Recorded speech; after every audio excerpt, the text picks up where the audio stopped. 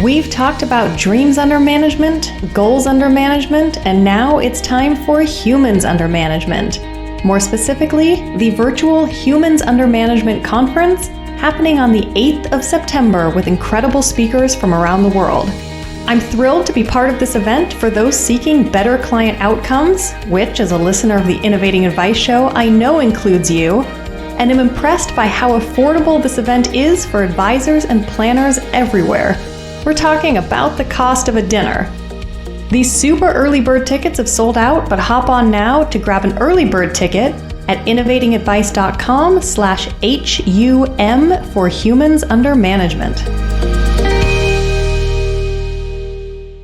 As long as you are able to add, demonstrate, and articulate the value, then you knock yourself out below the line. But so I'd say broadly, I'm seeing margins get squeezed quite significantly on asset management and on platform, but I'm not seeing margins get squeezed on advice if you've got a great proposition, whether that's below the line or above the line. So for advisors that don't want to move there, if they've got a value proposition below the line that's defendable, that they're able to articulate, demonstrate, value add, then keep doing what you're doing. But if you're not growing, if you want to grow, or if you don't grow but you want to be more efficient, you need to be open to new ideas. Welcome to episode 54 of the Innovating Advice Show. I'm joined by David Haintz, founder of Global Advisor Alpha in Australia, which he started after a very successful exit from his prior firm in 2015. With a 30-year career as an advisor, David is now focused on his passion of helping global advice businesses become world-class. In this episode, we're talking through the two areas where advisors provide client value, which David describes as below the line, the largely tangible elements like evidence-based investing, benchmarking, and rebalancing, and above the line, which are those valuable but intangible elements. David shares how to add value both above the line and below the line, and we discuss the seismic global shift happening in advisors moving above the line to a client goals and lifestyle-focused coaching profession. Links, show notes, and timestamps at innovatingadvice.com or directly through the link below.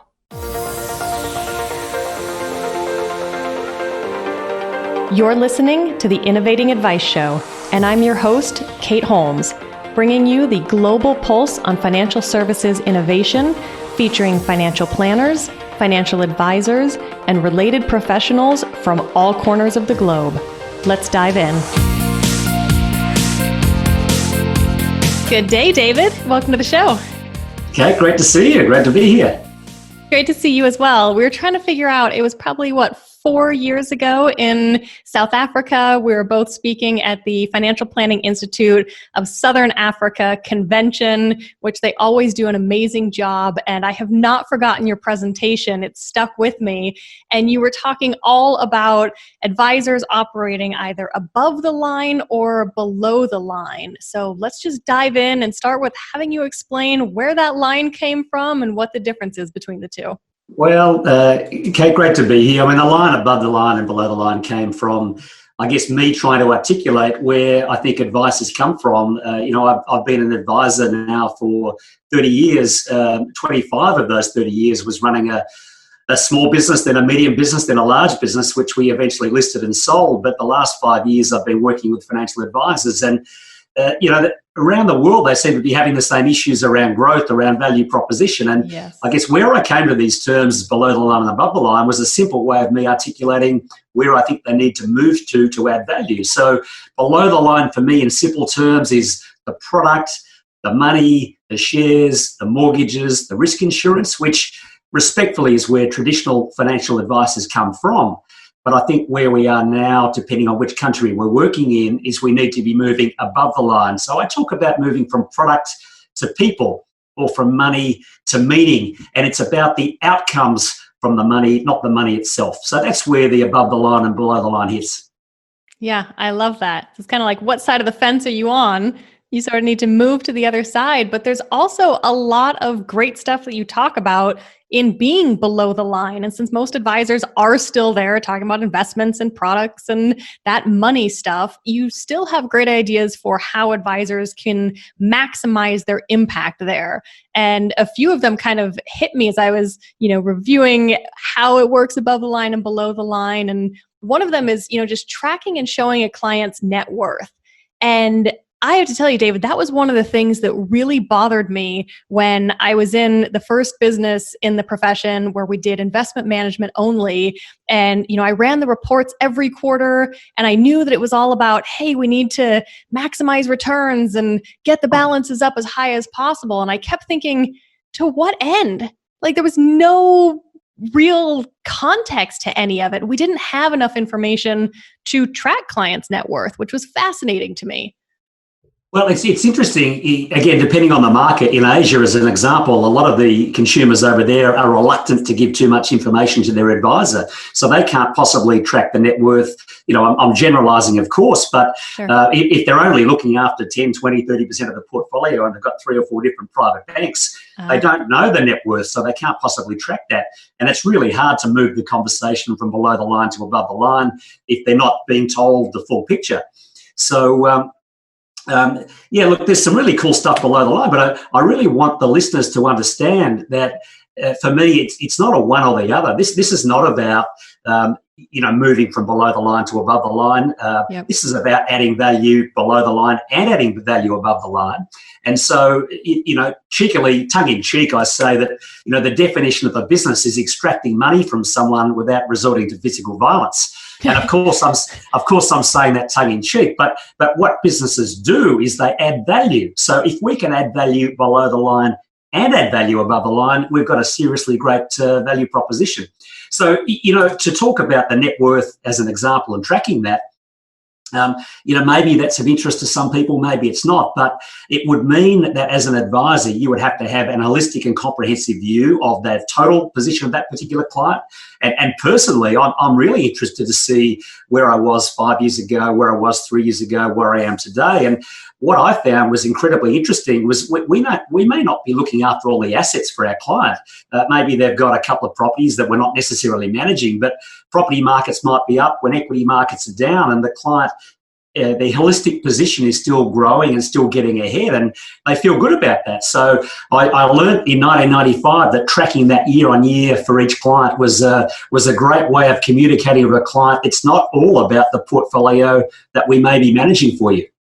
Yeah, absolutely. Well, and those that are doing everything, we have a lot of conversations on the show about financial coaching, and we talk about the need to look at cash flow and budgeting, and all across the board. That is one of those great simple things. You can do it, like you said, year over year, once a year on a single page, just show how that net worth is moving. It's a great benchmark.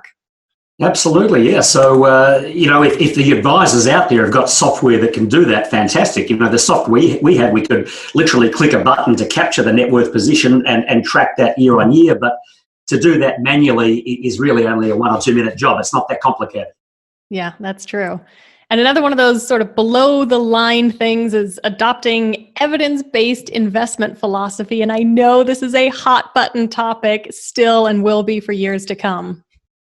Yeah, well, for me, it's firstly what I'd say to the listeners is I'd strongly encourage them from not using the terms, discouraging them from using the terms active and passive, because I think that can create a debate that's absolutely unnecessary. What's really important, both below and above the line, is adding value. The question is, whatever investment philosophy the advisors are using, is it adding value?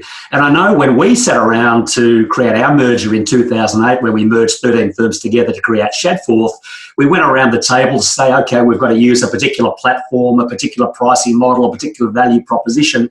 And when it came to investments, some of the partners were saying, I reckon this and I reckon that. And I said, well, I reckon we've got to remove the I reckon. I reckon we need to have a value proposition that stacks up, right? So we've got to stand for something and we've got to be able to articulate it. And I reckon doesn't cut it for me. So we've got to have some evidence around that.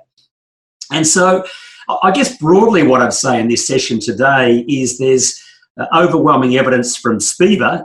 For the listeners, I'm sure many are familiar with the Standard & Poor's Index versus Active, which has been tracking mutual fund performance in many, many countries since 2004.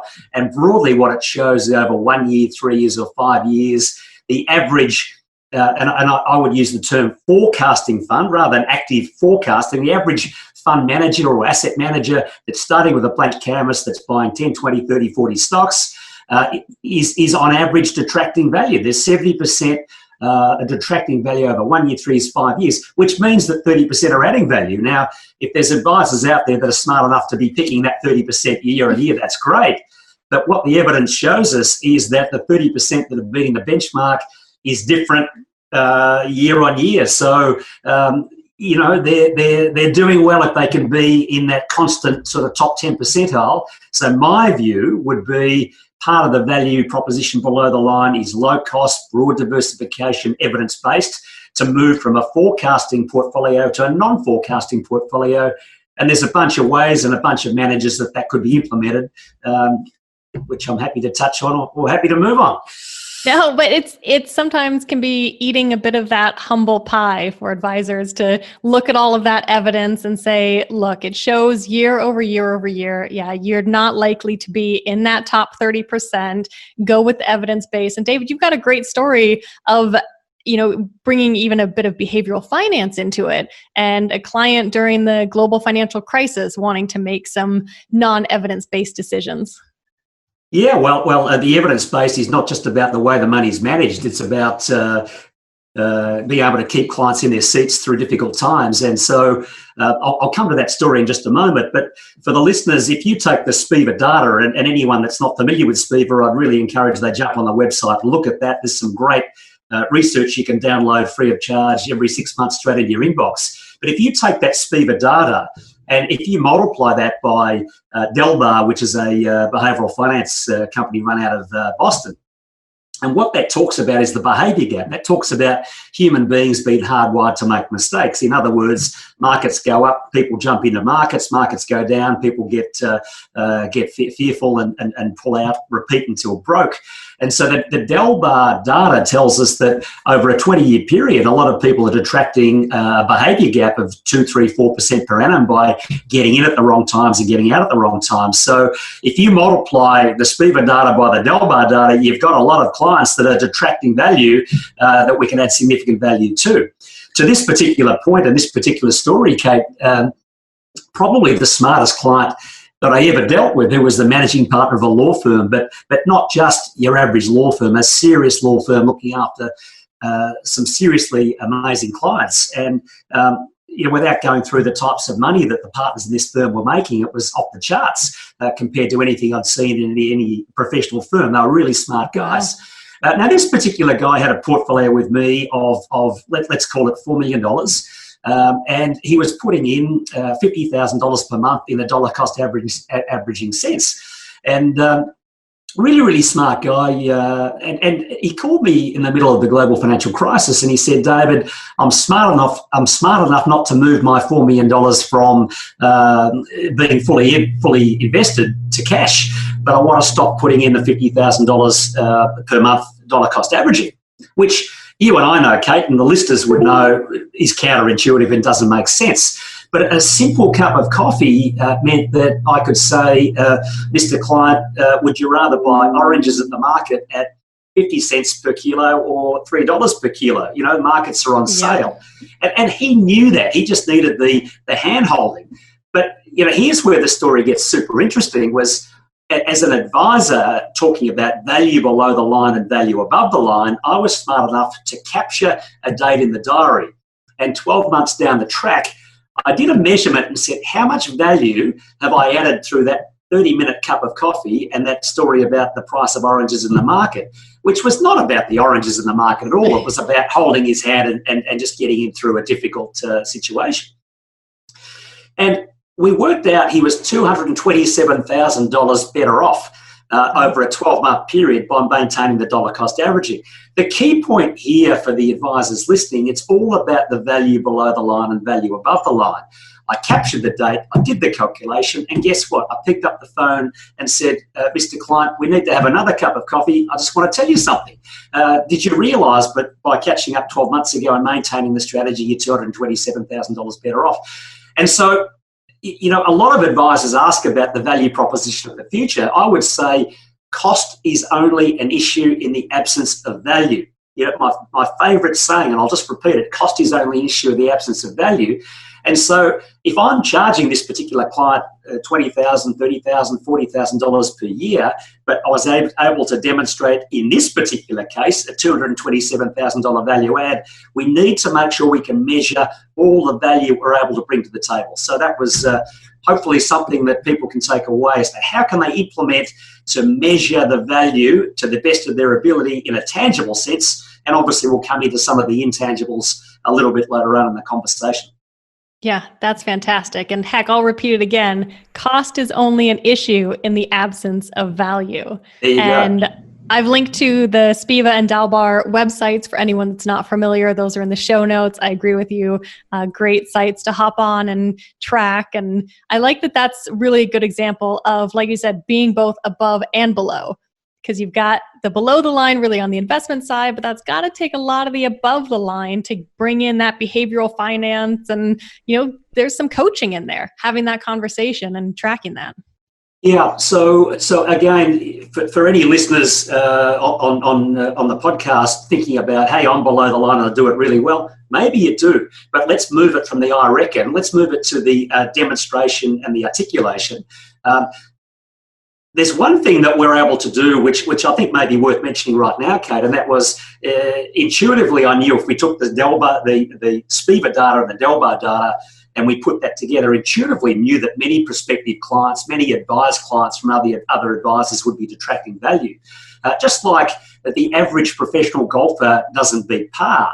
Okay, they might over one hole or two holes, but over a four-day tournament, we were able to build a benchmarking tool where if we could get the transaction history of the prospective client into a system, we were able to measure and demonstrate that in the overwhelming number of cases, the first 141 out of the first 150 that we measured were detracting value by close to 6.2% per annum. And so, of course, we're able to pick up a lot of these prospective clients by being able to measure. When you ask these people, how's your portfolio performing? Quite often they would say, pretty well. And then we can let that go through, or we can say, what do you mean pretty well? They say, well, my portfolio is going up. Yeah, but the market's going up. And then you ask the question, how is your portfolio performing compared to the return to which you're entitled? And I can tell you 100 out of 100 have got no clue. And so you can say, hey, if we can get a transaction history of your data, we will be able to come back to you and report on how you're tracking against the return to which you're entitled. And for any advisors out there that think they're adding value below the line, if you can build a tool like that, it can be incredibly insightful, which would automatically mean, hey, I've got to tighten up my value proposition below the line, but I've also got to get good at adding value above the line as well.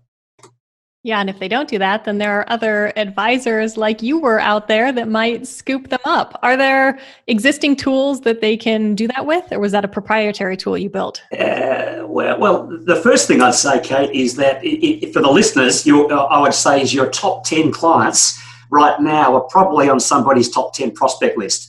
Right. So, this is not just about me saying, hey, you've got to change your proposition. This is about not only protecting what you've got, but are you able to grow that as well? Because it's a competitive market out there.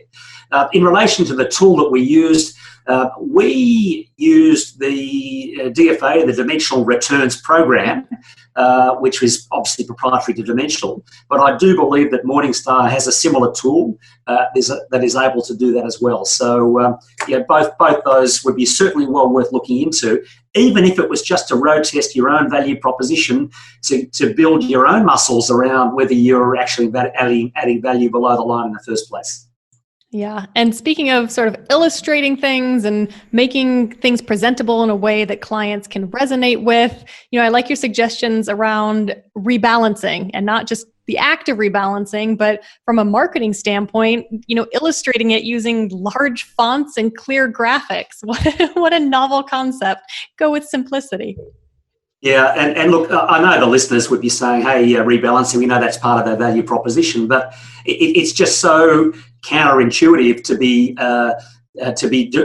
counter-cyclical. When markets go up, to be reweighting and selling some winners and buying some losers, and similarly when markets go down.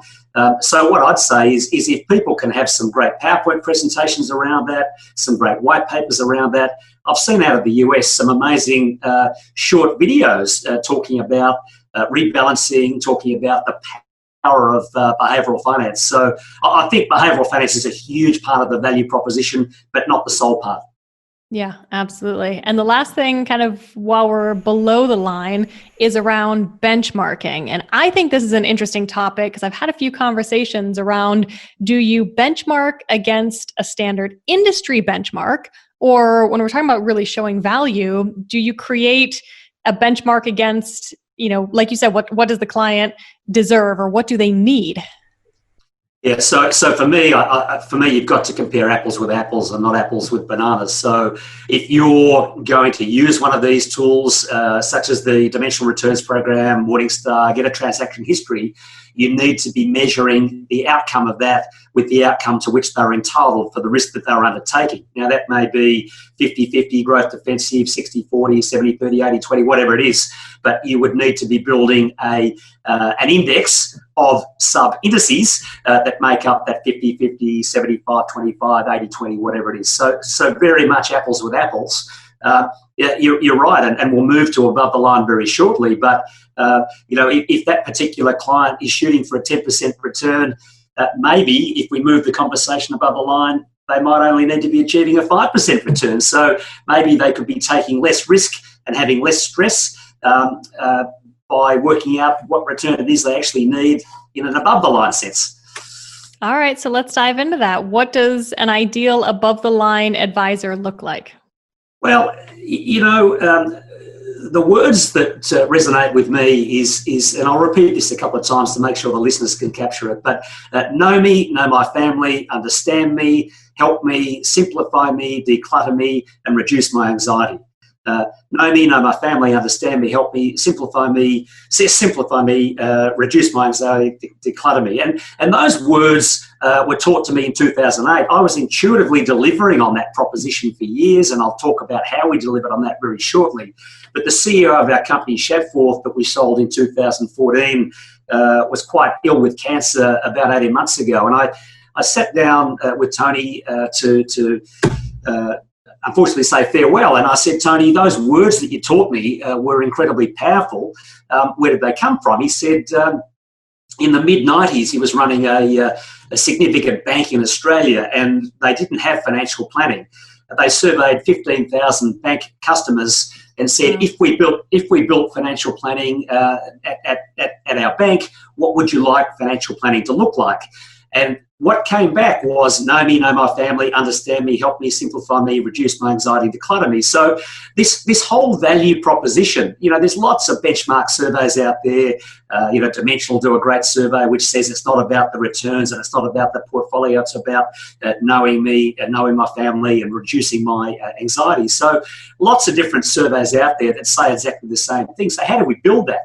Well, we in my view, it's not about whether someone's getting a 4% return, an 8% return, or a 10% return. Of course, we would rather get a 10% return than a 4% return. But what if you only needed 4%? What if you could take less risk? And so for me, it's about the goals and the aspirations. And I know we hear about goals-based advice, and many advisors might think they're delivering on that. But it's a lot more than, do you want to retire at 65 and how much do you want to retire on? What about helping kids get into the property market, deposits on homes? What about travelling? What about travelling business class? How often do you want to buy a new car? What about aged care facilities, the possibility of future inheritance, philanthropic means? It's not what's important to me, it's what's important to them. So by going through a proper process and asking what's important about money to them, going through a proper discovery, which is consultative, where we're asking questions 20%, listening 80%, finding out what's important to the client. And then if we can build some models using what I would call lifelong cash flow modelling, again, I know you've got many listeners from around the world, so I'm not familiar with what the tools are in different countries, but in Canada and the UK, it might be Voyant or Truth. In Asia, it might be a Better Trade-off or Map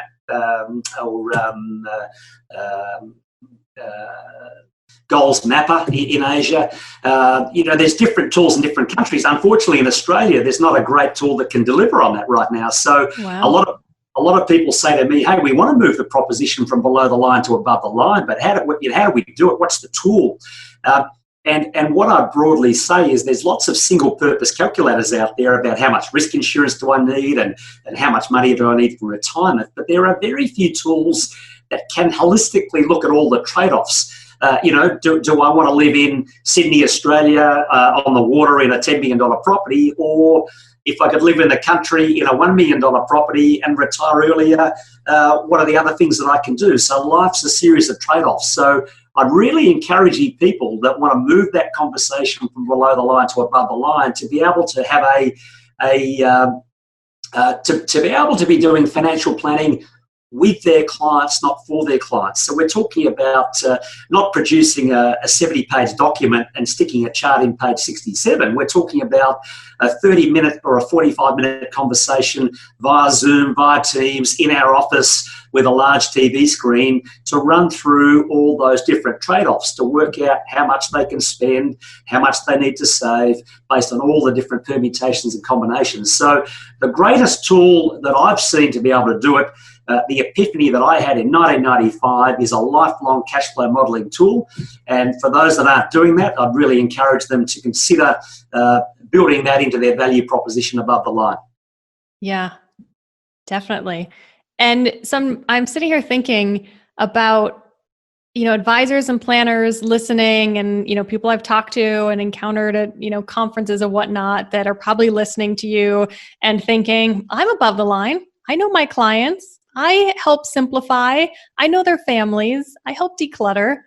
How can advisors actually gauge whether they truly are above the line? Well, firstly, it's a great question, Kat. Firstly, I'd say it's not about the advisor, it's about the client. So the first test is, are you growing? Is your revenue growing? Are you getting referrals? Are you using some form of measurement, whether it's surveys or a net promoter score with your clients? But the ultimate gauge is, and what I see around the world is advisors are stable in the sense their existing clients are comfortable with the trust relationship, but they're not so comfortable, and I'm generalising, of course, there's some firms out there that are absolutely growing, but the first test is, are you growing? How's your net promoter score?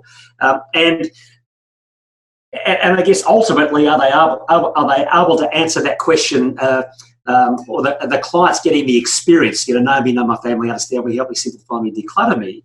Are they getting that experience? And if they are, one of the couple or both of the couple are going to be out of their chair in your office or on Zoom, pointing to the screen saying, change this, change that. It's a consultative process. It's not a document that's getting forwarded out. So there's a couple of the tests that I'd look at as to whether they're focusing above the line. But ultimately, you need a tool that can do that for you, that can model all the different trade-offs for that particular client. Yeah, that's so powerful having that. It's not only powerful, it's fun. Honestly, when you actually have that interaction with the clients and they're involved and it's fun for you because it's fun for them. And like you said, it's not about you, the advisor, it is about the client, and seeing them engaged is awesome. And in Australia, which is where I'm from, of course, a year ago, there was 25,000 advisors in Australia. Today, it's closer to 21,000. And the suggestions are that in the next 6 to 12 months, it'll hit 15,000. So that's 10,000. Now, the bad news, and it's horrible news, but there's been 16 suicides of financial advisors in Australia in the last 12 months because of changing regulation, royal commissions. It's a really difficult environment in a highly regulated market. So you're absolutely spot on, Kate. Some people are getting out because they can't make a dollar. Some people are getting out because they really hate what they're doing. And I completely agree with you that if you can make this fun for you and fun for the clients and deliver what the client wants, not only will you be more engaged yourself and have a greater experience, but you'll have more clients and more happier clients. And this is not a dress rehearsal for our clients, but it's also not a dress rehearsal for our own lives. We've got to enjoy what we're doing. So I couldn't concur with you anymore by saying it's going to be an amazing value proposition that's going to be incredibly noble and fulfilling for you if you're able to move that conversation above the line. So, what would you say to those that are thinking, well, this sounds like it's going to be a whole lot more work, and we know that margins are getting squeezed and profits going down, and I don't think I want to do that? Well, the first thing I'd say in simple terms would be, to the listeners, you make the decisions what you do, but if you don't like lower margins, maybe you might like irrelevance even less. I mean, there's a lot of competition out there. There's a lot of disruption out there. Some of the newer models like the Vanguard Personal Financial Advisory Service are having incredible successes by working on low margins below the line. So, we need to be able to compete with that. And as long as you are able to add, demonstrate, and articulate the value, then knock yourself out below the line. But so I'd say broadly, I'm seeing margins get squeezed quite significantly on asset management and on platform. Yep. But I'm not seeing margins get squeezed on advice if you've got a great proposition, whether that's below the line or above the line. So for advisors that don't want to move there, if they've got a value proposition below the line that's defendable, that they're able to articulate, demonstrate, value add, then keep doing what you're doing. But if you're not growing, if you want to grow, or if you don't grow but you want to be more efficient, you need to be open to new ideas. And so broadly, what I'd say is, Netflix. Technology itself isn't disrupting the. Netflix didn't disrupt Blockbuster Video. Amazon's not disrupting the retail market. What's disrupting it is the client experience. And so for financial advisors, we've got to make sure our clients and our prospective clients are getting the client experience that they deserve. And I'm telling you, having done this for 25 years, and it worked incredibly well for me and in our firm, if you're able to bring that tool in and build the conversations above the line, you will be able to achieve amazing things for you and your business, amazing things for your staff members that are going to have fulfilling careers and propel their careers down the track quicker. But most importantly, for your clients and prospective clients that deserve that value proposition. Yep. And David, I want to make sure that I don't gloss over, you mentioned the 16 advisors that have died by suicide, and that is just beyond tragic and heartbreaking. And we did have Michelle Hoskin, who's from the UK, but she went down to Australia last year and did an entire presentation on that topic. And she was on the podcast last month, and we went a bit in depth into that and, why that happened. And she had some great words, as you just did, for what we can do to make sure that other advisors don't also, feel the need to go down that path or get to such a level of depression, because this is such a great career. And, there is so much joy that we can bring and should bring. And, circling back to, you were just talking about below the line and articulating your value. And, that's what people are used to, is how do you articulate your value below the line? Well, how do you articulate your value above the line? And before you answer, I was just talking with a friend who interviewed a financial planner, and she was telling me, she's like, on this intro call, the planner kept telling me how different they are and how their process is different. She's like, I've never worked with a planner before, so stop telling me how different you are, because I don't know anything else. And that's really sat with me. I keep thinking about that, because I was like, okay, we all talk to each other, within the industry and profession, and how do you differentiate yourself? But, you said it before, we need to not be thinking about ourselves, but thinking about the client. Yeah, so broadly, I think the industry that I see is incredibly and increasingly compliance-centric. And we need to make sure that we remain client-centric, not compliance-centric. If you look at whatever best practice process is, we need to make sure it's best practice process from a client-centric perspective, and we feed the compliance into that. Unfortunately, what I'm seeing in many countries is it's being governed by the regulators and ruled by the head of compliance in these businesses, and it's becoming an incredibly compliance-centric experience, which is not what the customer, the consumer, the client wants. So we need to make sure that we continue to deliver on what the prospective clients and current clients are looking for. The opportunity is enormous, Kate. In Australia, there's only 10% of Australians are paying for advice today. And, wow. and so not only is there clearly a huge market to move outside the 10%, But the question I would ask is, of the 10%, how many are getting the experience to which they deserve? How many of them would have any idea whether they're on track or not on track to achieve their goals and aspirations? Tracking the net worth, looking at the trade-offs around their life to make sure that they can lead their best possible life. So huge opportunity to grow market share in the 90% in Australia, but I'm sure the numbers would be similar in many countries, and huge opportunities to continue to improve our client-centric value proposition as opposed to the compliance-centric proposition as well.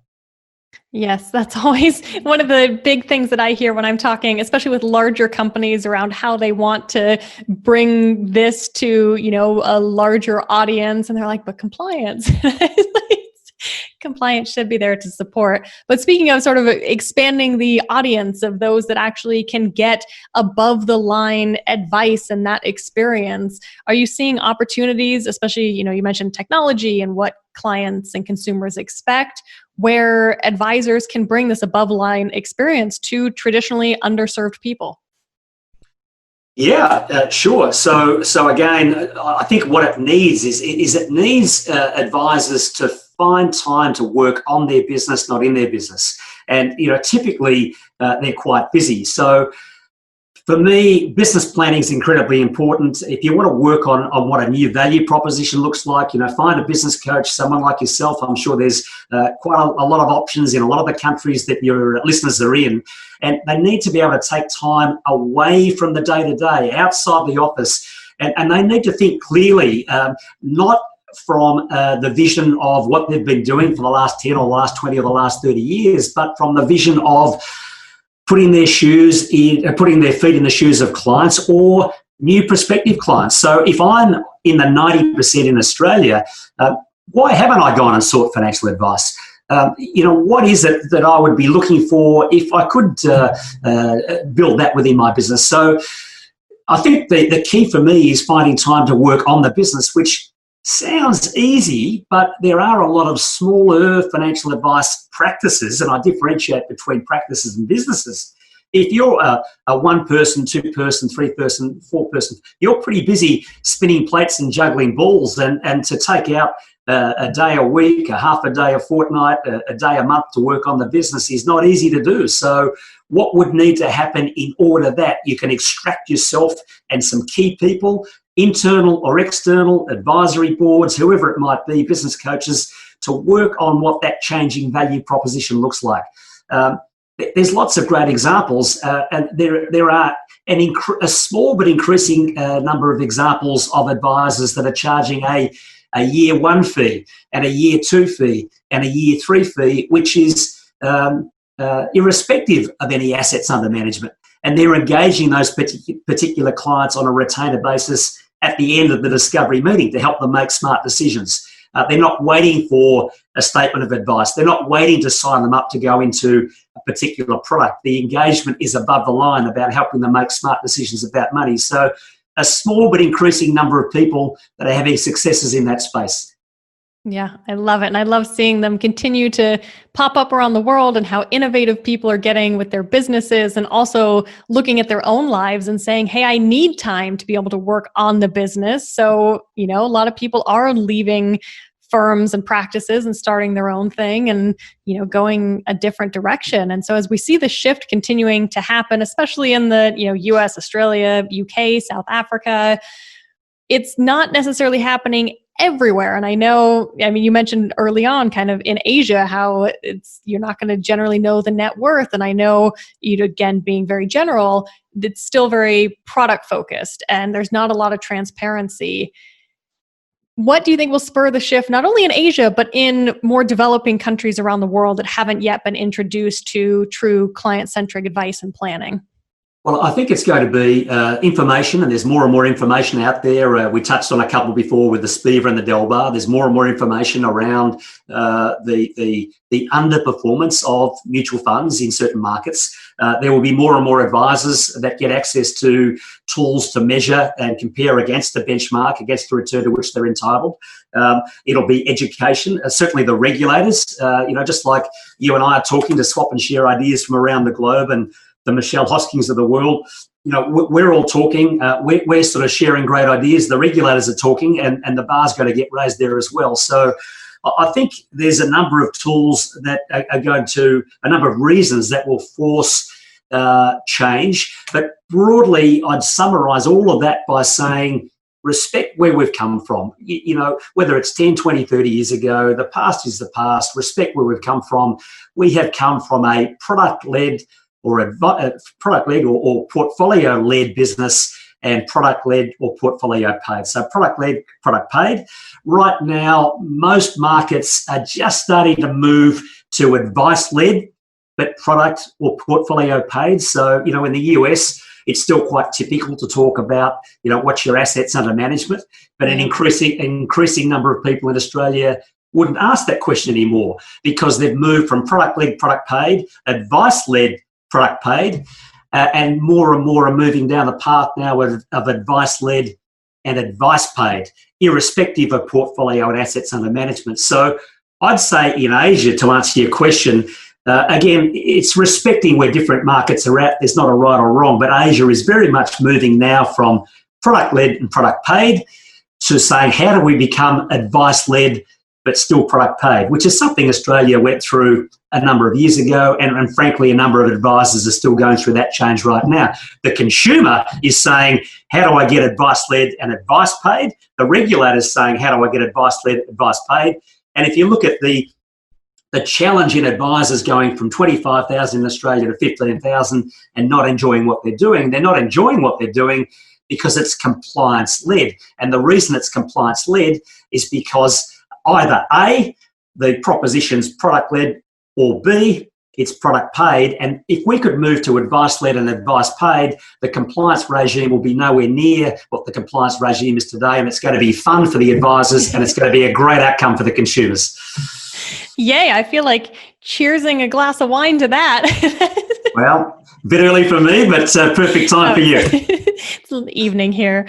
Awesome. David, thank you so much. So many great nuggets in there. Any final thoughts? Well, what I'd say, Barry Lavelli from Vancouver, Canada, and I wrote a book a number of years ago called The Life First Advisor. If anyone's interested in understanding more about Life First Advice, grab a copy of that book. That's available on Amazon. But also, I've been rolling out a program face-to-face for the last 10 years called the Client-Centric Advice Program.